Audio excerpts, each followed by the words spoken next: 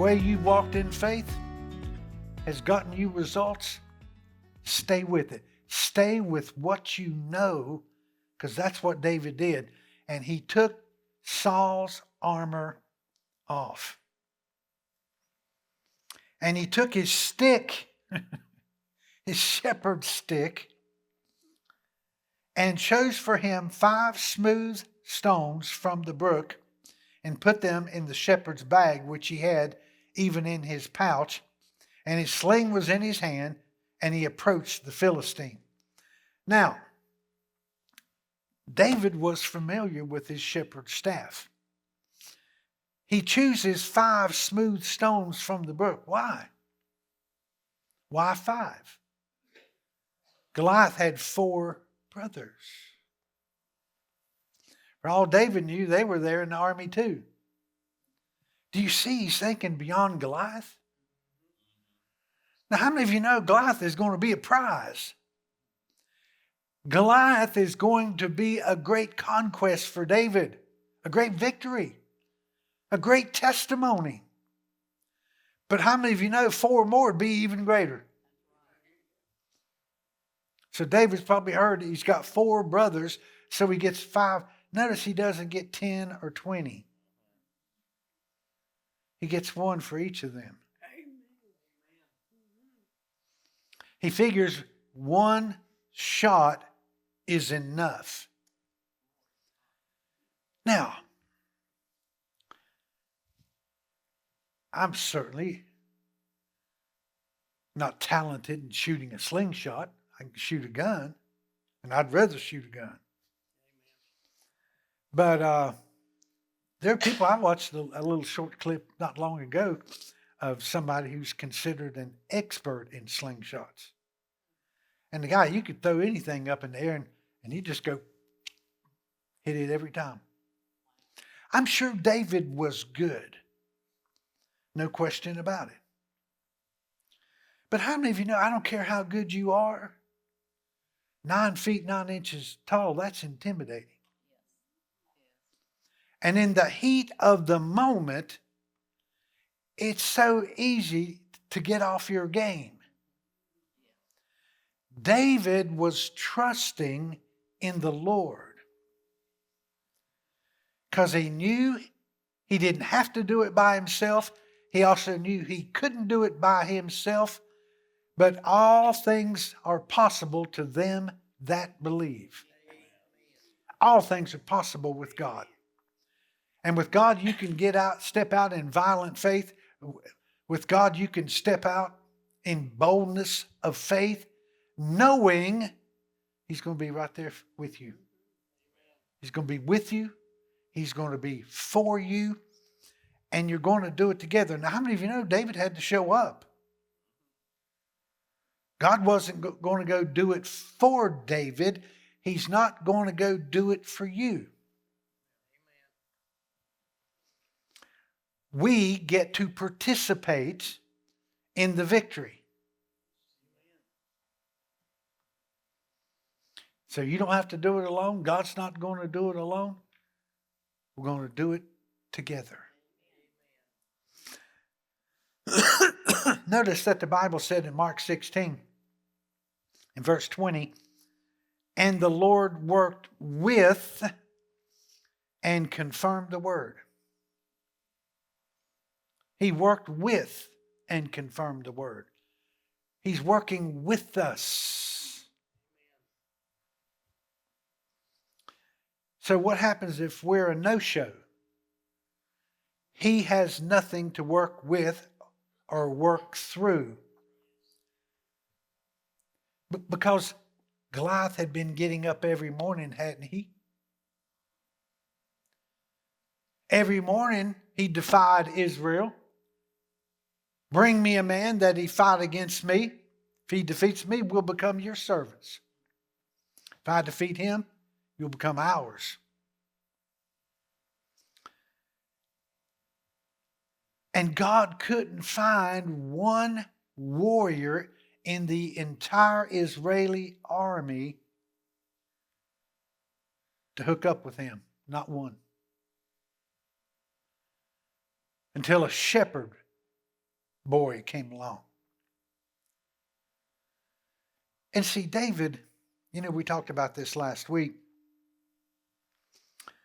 David didn't have a very high rank and standing among his brothers and in the family. Something happened there. We can use our imagination. But in Psalm 51, David made the statement, "In sin, my mother conceived me." Well, how many of you know there's no sin in conceiving a child? But it is if it's out of boundaries. So his father, Jesse,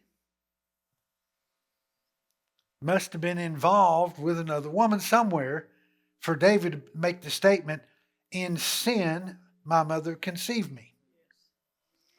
And so David was looked down as second rate, second tier in the family. He was the one who was sent out to tend the sheep.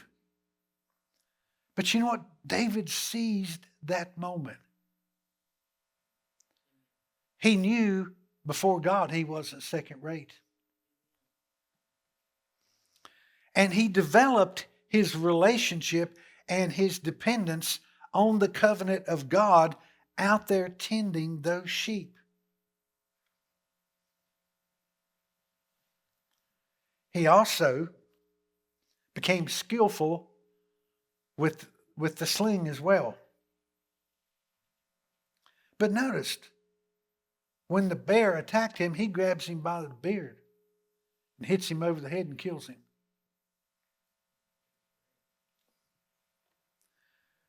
Bears kill you.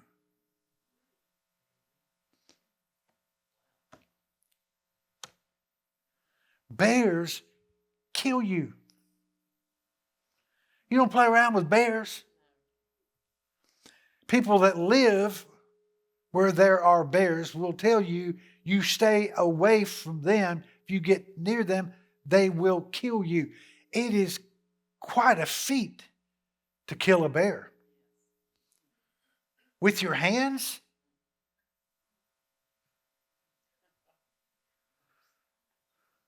I mean, if one came in here down the aisle this morning, Teresa's already, she's going that way. I guess those on this side, you're going that way. Is anybody going to get out in the center aisle to go meet it?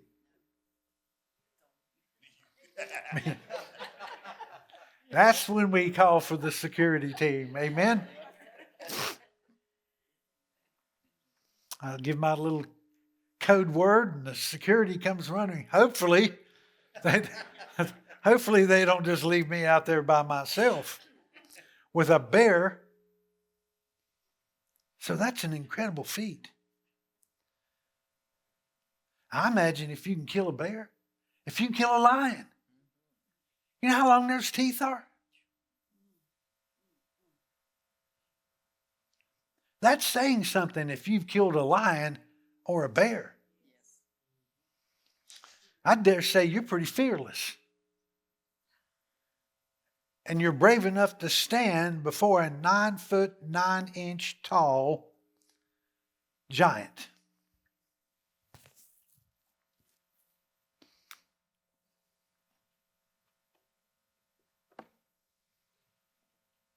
So David approaches the Philistine.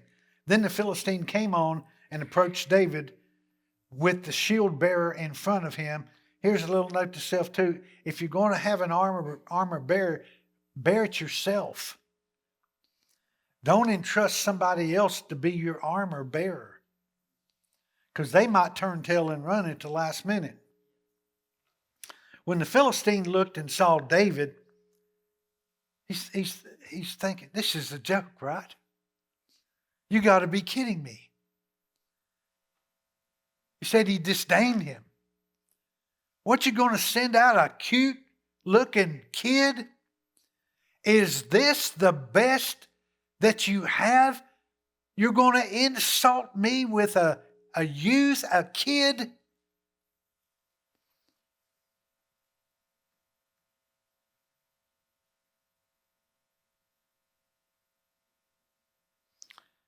Give me the best you've got.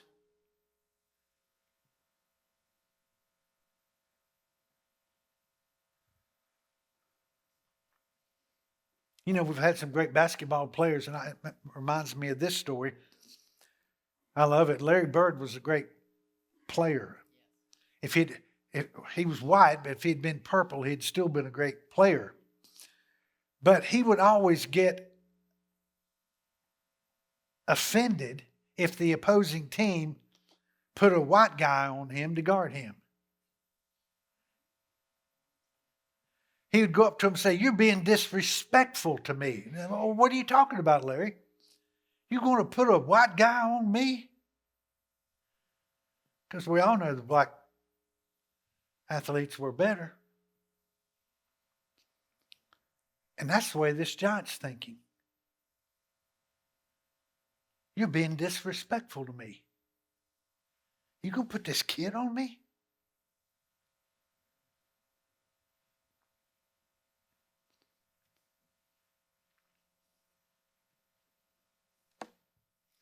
He was but a youth and ruddy with a handsome appearance. The Philistine said to David, "Am I a dog that you come to me with sticks?" And the Philistine cursed David by his gods. The Philistine also said to David, "Come to me, and I will give your flesh to the birds of the sky and the beasts of the field."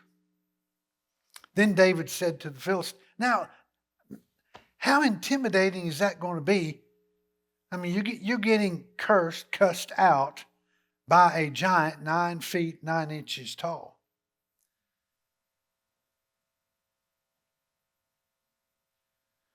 That's rather intimidating. But if you're going to stay strong in faith, you're going to have to come back pretty quick. You can't just back off at that point. Then David said to the Philistine, now watch this. You come to me with a sword, a spear, a javelin. Yeah, you come at me with all this weaponry, with all this training, with all this strength, with all this might. You're missing something. See what's at the very core of David's belief. But I come to you in the name of the Lord of hosts, the God of the armies of Israel, whom you have taunted.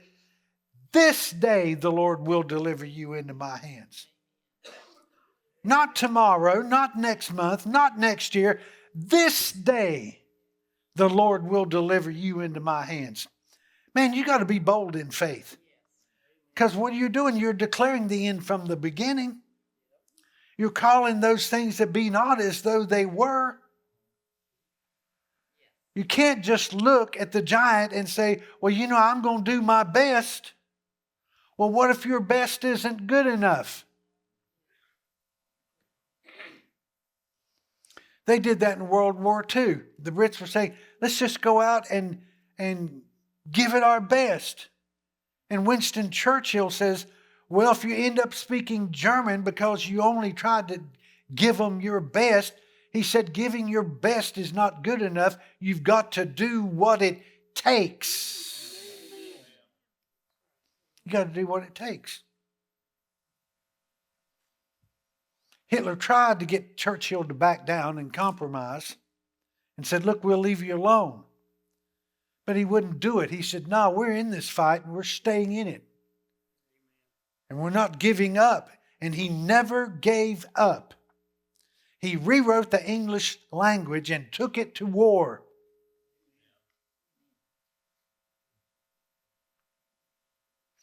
There was a time that there were two guys, they were in a pub. And it was after Churchill was out of office and all of that. It had been a while. And two guys saw him in this pub, and one said to the other, said, look at that old chap over there. That's Winston Churchill. The other guy said, yeah, he sure does have a bright future behind him. Not realizing his best days were ahead of him.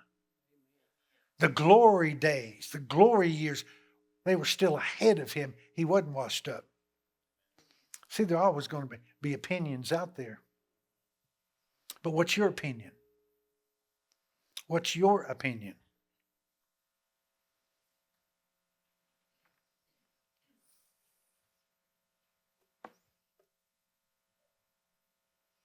This day the Lord will deliver you into my hands, and I will strike you down and remove your head. He's getting specific. And remove your head from you. I will give the dead bodies of the army of the Philistines this day to the birds of the sky and the wild beasts of the earth, that all the earth may know that there is a God in Israel. Why is he going to do all of this? So the whole world can know there's a God. And that all this assembly may know, you know, the ones that were in the battle, not the ones that were too afraid to get in the battle, that all this assembly may know that the Lord, watch this, does not deliver by sword or by spear, for the battle is the Lord's, and he will give it into our hands. It's not our great weapons and not our proficiency in them that counts. What counts is that when we go into battle, that God is with us and that we're in covenant with him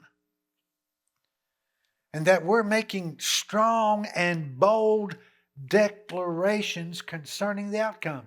Because if we're not, then that's not faith, but rather talking the problem. And you don't change things by talking the problem. You change things by declaring God's solution to the problem. Yeah, I'm going to take you, cut you down, cut your head off. We're going to give the dead bodies of the Philistine soldiers to the fowls of the air. For the battle is the Lord's, and he will give you into our hands. Do you know God can decide who wins the battle before it even begins? And he does take sides. Who would have thought 2 years ago that the nation of Israel would be fighting a war on 7 fronts? 7 fronts. Look at every nation and every enemy that Israel faced in the past 2 years. And you know how small Israel is? But down through history, I mean, after the Balfour Declaration of 1917 that designated a home, and that in itself is miraculous. For 2,000 years, Israel ceased to be a nation. Please show me another nation that's ever existed on this planet went for 2,000 years not being on their home territory, ceased to be a nation, and became a nation again. It's never happened before. And then they kept having battles in 48, 1967. The third day of the 6-day war, they took Jerusalem. And they were outnumbered again and again and again and again. But guess what? God was with them. He's been with them for the past 2 years to fight wars on 7 fronts. What an amazing thing. The Germans couldn't fight a war on 2 fronts. Now we did, and we won both of them. But to fight one on 7 fronts, God is with you when you do that. And see, if we're not careful, we get so busy in life and and we're really not thinking about what's happening with Israel. We've got to always look at Israel. Israel is the fig tree. Israel is the prophetic. It's always telling us where we are at when it comes to eschatology or the study of the end time. Church, we're getting close. Jesus is a soon and coming King. When I get through this series, I'm going to teach one on the rapture. I'm looking forward to the return of Jesus Christ and our catching away to Him. I'm looking forward to it. Now, you might want to hang around here, but I'd rather hang out with Him. Amen.